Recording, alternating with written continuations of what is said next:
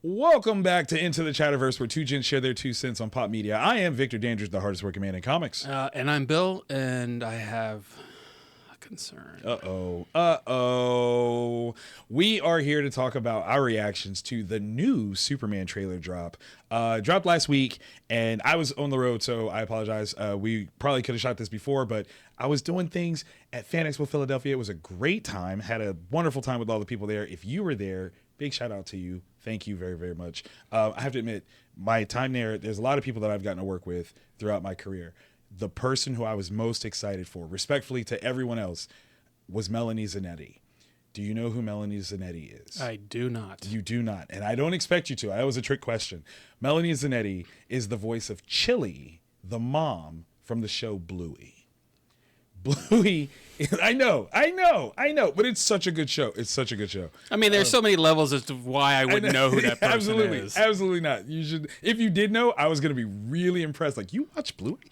But it was one of the greatest conversations I think I've ever had, because I was super excited to meet her just because I love that show so much. And obviously, everyone out there that watches Bluey, you get it. And we had a great time. It was phenomenal. But again, on my way out and about, all that cool stuff, this trailer dropped, and what I think is interesting is, number one, I was afraid you weren't going to watch it, because after we saw the first teaser trailer, you were like, you're done. You don't really need to see another trailer. Yeah. So what did make you want to watch it? Did you watch it like the premiere day, or did you hear people's reactions? Oh, no, I think I actually watched it before you. I think you did, actually. Yeah. I just, I think I wanted a little bit more to see. I wanted to see him interact a little bit. Okay. Get a feel for that. Yeah. Because, the first one we got, he's, he drops in the snow. Right. Crypto takes him off. The second one, we saw Crypto beat the crap out of him like a dog would do. Like a dog would do. Yeah. Come on. And then, but you don't really actually hear him speak or anything like that, do anything really interacting. So I was interested in that. Yeah. I was interested to see if they'd show more of the number one merchandising for the movie, which is Crypto. It's gonna be Crypto. It's absolutely come on. Crypto. If there aren't plushies available at the theater, I feel like that's a missed opportunity. I'm gonna be honest. There's got to be somebody that's gonna have plushies at the theater. Pretty sure there is. Okay. But I also think that the popcorn tub, which isn't really much of a tub, is actually like a dog food dish. Is it really? Yeah. That makes me so happy. I'm getting one. I know I am. But no, I watch it twice. Okay. I watch it back to back, and I haven't seen it since. Okay. All right. So you got some distance, which is nice. I've seen it more than twice, without question. And part of the reason why I wanted to watch it myself is, again, I wanted to see how they were going to balance giving us more, but not too much. Because we are very close to the actual release date. It's just like literally 2 months away, right? Barely that. And so it was a matter of like, what more are you going to tell us? Because I do hope, like you said about after the teaser, I don't want many more trailers after this one. Because one, again, and you're so right, we're gonna see it. Yeah. It's not we're not the audience for the trailers anymore. Like, we're gonna go. But in terms of setting up anything, what are they going to tell us? And in this one, they told us a lot more than they did in the teaser, and still not much at all. And I think that was a really fine line to walk. There are a lot of things that have come out from the scenes that we saw. Number one, the conversation between Lois and Clark. And I had a theory on this one, and I'm just going to run it by you, see what you think. I think it has been disproved like a little bit in some way, shape, or form. Somebody asked James Gunn a question, but I thought for a hot second that this was a CGI'd version of that conversation, by way of he actually does not have his glasses off. He is wearing glasses as they're doing that entire conversation. That was my first initial, like. So are you of the belief that she doesn't know that Clark Kent is Superman? That was my thought at a point of watching this. Okay. That didn't really pop into my head, because I just figured we're just going to jump ahead to the fact that they're actually together. Yes, and I do think that has been confirmed after I had that thought process. Yeah, but that would have been interesting, right? But also, I would hate to see CGI glasses. That would be kind of weird. Yeah. That would be kind of weird. But yeah, I thought like maybe, you know, in a classic form, MCU would do that all the time, where they would, you know, digitally put together people in shots or different, you know, angles or whatever. Well, and and one of them would have been what was it? It wasn't Endgame, was it? It was Infinity War. Definitely Infinity did that. War. Yeah, it 'Cause was you had the Hulk. Yeah, yeah. And the it was Hulk actually running. Banner and the Hulkbusters. Exactly, suit. exactly. They did it also in Thunderbolts. There's shots at the Watchtower where they all come in essentially to confront Sentry, and Taskmaster is in them, but obviously we know she ain't. So that's what I thought for a second. I thought it would be a very interesting context if they are truly playing two separate roles, and it doubles down on David's version of Clark versus Superman, because he knows that he's Superman, but he's playing the part of Clark, making the argument of Superman against Lois's argument. Yeah. And that was one I was like, man, I think if they do that, that's going to be crazy. It's going to be amazing. But I loved the setup of their conversation. Well, yeah, I think on its merits alone,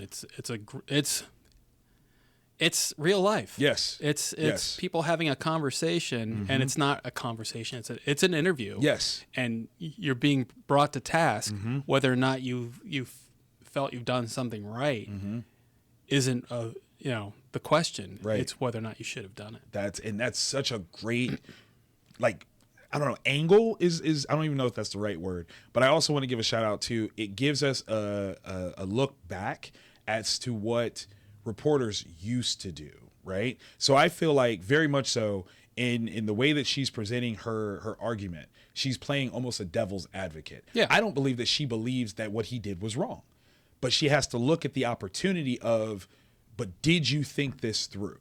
You know, did you consider all of this? And in so many different ways, I think that what we've lost in terms of media and coverage of things is what a reporter is supposed to do is ask questions, and then they come back and they make an objective statement about what was said. And it's not about gotchas. It's not about I'm already leaning in this direction, so I'm gonna write in this direction. But she's asking the questions that would be the most revealing, whether she believes it or not.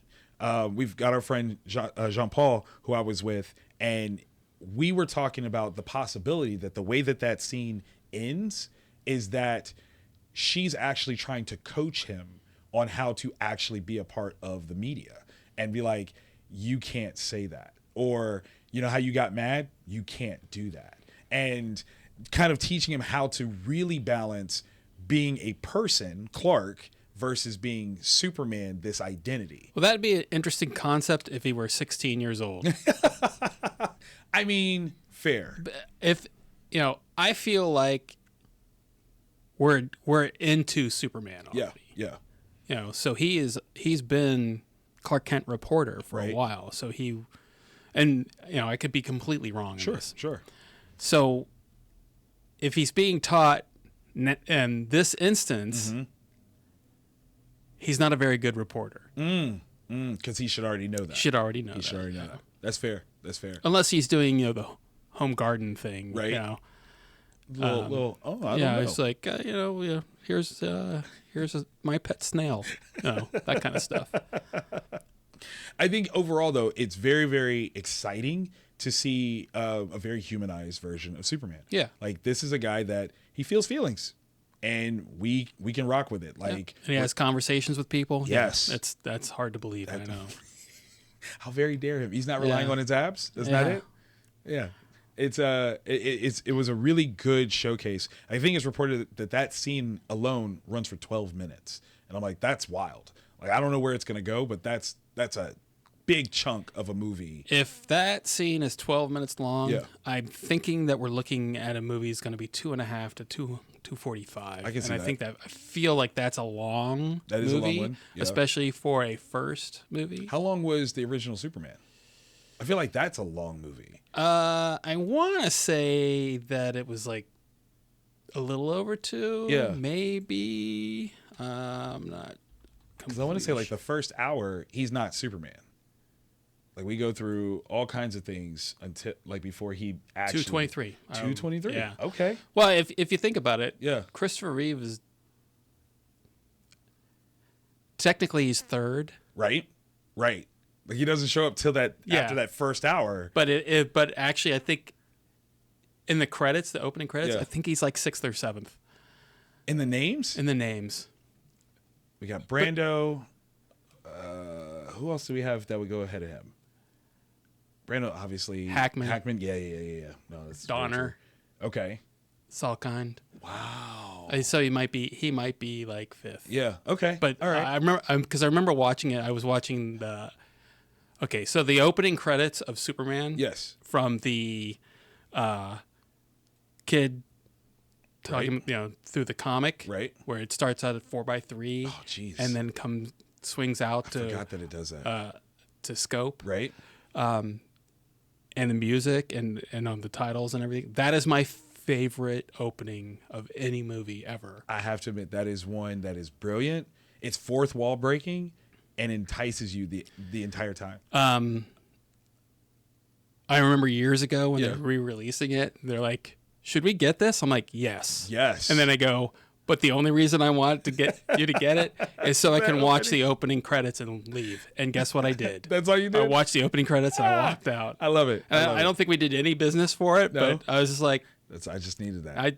I love that so much. No, that's awesome. That's awesome. I did like some of the other things that we got to see. Some of the other heroes in action. Guy Gardner. Yeah. We got a better look of him, using a construct. Really enjoyed it. Like that was a lot of fun. I'm excited for the action of this. This does not look like it's going to pull back any sort of, we're going to do more talking heads, or we're in comparison to the Snyderverse, we're not going to be as action oriented. Yeah. This is going to have action, and I'm here for it. Like, I'm super excited. I think that was one of the things that, unfortunately, was one of the many things that kind of failed Superman Returns. It wasn't as action oriented as I think people really wanted. It's one of many things. One of many. It's true. It's true. But this one, I'm super excited for the scale of fights that we're going to see. Yeah. I think we've just scratched the surface. Yeah. Again, there's so many things I think that this has the potential of showcasing that we haven't seen yet, and that's super exciting. Is there anything that you didn't like that you saw? There are actually two things that there's three things that concern me about this movie. Okay. The biggest one Yes. is the fight scene with Crypto. Yeah. And I get the feeling that Crypto's not going to survive that. Don't say that. I don't want that to be true. Don't say it. For so many reasons, because one, I just love the idea. I wasn't, when he said Crypto's going to be, I'm like, oh, whatever. And then watching the first teaser, I was like, oh, this is cool. And then watching the next one, I'm like, oh, it's a dog. It's absolutely a dog. No. So funny enough, when we were at CinemaCon, we had that conversation with John Campia where we were like, what's the worst thing that could happen in this movie? And I think you even said, like, if he kills the dog. And I was like, he would never would he kill the dog? No, God, please don't kill the dog. If that happens, we will, yes. There will be 5-year-olds crying in the audience. Yeah. Please don't do that, James. Yeah. We love Crypto. What's the other ones? I have concerns with the suit. Okay. The way it fits. Okay. It looks a little loose, and I realized that we've seen pictures here and there for maybe close to a year now. Right. But I thought that maybe CG wise, that they would tighten it up, a little bit.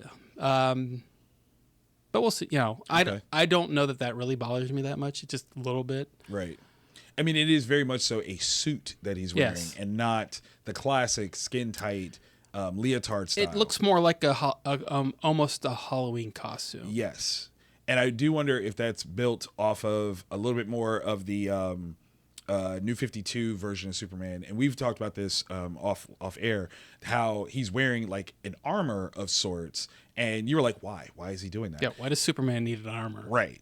And what I found out was the idea was that it was an armor that was sent from Krypton because they didn't necessarily know how his powers were actually going to work. They didn't know what they were going to be. So this was kind of like a safeguard in case it wasn't as great or something like that. And I wonder if this suit is actually going to be Kryptonian in any sort of way whatsoever, as like an outfit that somebody would have worn or something like that. I'm real curious as to how that's going to play. So we'll see. Yeah. We'll see. What's the last one? Guy Gardner. You didn't like him? No. I feel like I'm being set up. Ooh. In the same way that I feel like I'm being set up with Crypto. So Guy Gardner is in Superman. Right. Guy Gardner is in Peacemaker. Right. Guy Gardner is in Lanterns. Yes. Do you think Guy's gonna die? I don't know that Guy Gardner makes it out of Lanterns. Dang. Is he the reason that they're on this mission? And while I understand that, Yeah. I think that's a bad idea. Okay. That's very fair. Man, yeah, especially seeing him in Peacemaker in that teaser piece. Yeah. That was unexpected, but very exciting as well. But you're right, it does kind of give us so much access into him where you go, why are we getting? Because Guy does have a fan base. Let me not act like he's not a fan favorite character, but when it comes to premiere like Green Lanterns, maybe he's number 3. Maybe I'll give you number 3, but that's a maybe. You mean of the Earth Green Yes, Lanterns? of the Earth Green Lanterns. Like Earth Green. Yeah, no. We're talking the whole like 7,200 actually, you know what? possible. I'd have to say 4th. You are gonna say 4? Yeah, because of Alan Scott. Oh crap! I wasn't even including him in that one. I know you weren't, but he's still a Green Lantern. All right. He may not be a member of the Green Lantern Corps. That's true. He's That's still true. a Green Lantern. He is still great. Nah, that's true. But I just think that you give us so much of him. Right. And honestly, my favorite scene with Guy Gardner was One Punch. One Punch. Yeah. Blue Beetle losing his mind watching that happen. And I could care less about the character outside of that. But That's fair. I'm interested to see because he's an antagonist. Yes. for sure. Yes. I'm curious as to what that group is. Right. Especially with Maxwell Lord being at the head of it. Yeah. Very, very curious. And I do think it's funny that a lot of people are like, I don't think Hawkgirl makes it out of it. I'm like, her? Why? She's the one that they think? Why would you? I'm like, I think Mr. Terrific would be the one of those three that he better not. But I but I don't see any reason why they would get rid of any of them. Right. To be honest with you. No, that makes sense. We'll see. We'll see what happens. This is very exciting. I love that you brought up Peacemaker. Obviously, John Cena was also at Fan Expo Philadelphia. Yeah. I got to interact with him for like 2 whole seconds, and I was lucky I got to see him at all. And I had to do that. Overall, I really liked this trailer. I thought it was fun. I'm kind of on board with you. I don't necessarily want to see another one. If there is another drop, I don't want to look at it. Yeah. I mean, you can show a lot, but it also there's not the context to it as well. True. It's right up there with spoilers. Yes. Like you can give me all the spoilers you want. Like I know people are going to die in Final Destination. That is true. Yeah. That is very true. I know that the ship sinks in Titanic. Right? But the story. It's the story. It's that's about. what matters. It's about it's just about getting there. Yeah. No, I agree with that. I am the one complaint that I kind of have is the darkening of the look of the engineer. So the chick with that fights Crypto. Yeah. In the comics, she's actually like silver, like all over. And I get practically that's not necessarily the thing that you want to do, but it's such a cool part of her persona that she's literally covered in these like nanite, like she traded her blood for nanites, and she is so much more machine than human in so many ways that like you don't see her face. And I would have liked for them to stick with that, but that's fine. That's very nitpicky. And for me, it was a matter of like, oh, but this is supposed to lead it to the Authority. I think it would be great if this had like that look. Yeah. The Authority now is on the chopping block, I guess. And so we'll see if that actually comes out. But and it's also the comic book is the comic book. Yep. The movie is the movie. Yeah. Very, very true. If you take from the comics, great. Right. It doesn't have to be. No, it does not. I just really loved the design, and maybe it's a smart move because considering like 2 weeks later you have another lady that's totally covered in silver hitting the big screen, and you go, we're not doing that. We're not. Well, and that I don't think looks that great. Fair. So I mean, it might have just been a practical choice of it doesn't look good if you do that. Right. So no, that's fair. How many times have you seen a costume in a comic book, and the reality is like Yeah. Are you what? Why did you do that? Yeah. It was just like when the first X-Men, when they're all wearing leather. Yes. And like, that's not comic accurate. Like, because to do comic accurate would be ridiculous. Storm would have just been like, like, I can't move my arms. They're all tangled up. These shoulder pads that I'm wearing are just ridiculous. Yeah, no, that's very true. That's very true. I am curious what you guys thought of this this new trailer. Drop us a comment down below. Let us know your thoughts. If there was anything that stuck out to you as something where you were like, "Ooh, this is amazing," or "This kind of ruined it for me." I really want to hear that. Maybe we can get a quick response to you typed in. As always, thank you guys for tuning in. We appreciate you watching. Hopefully you subscribed. Definitely like this. Share this one. We appreciate it. This has been Into the Chatterverse. I am Victor Dandridge, the hardest working man in comics. And I'm Bill, and I still have concerns. Still. They did do a dope-ass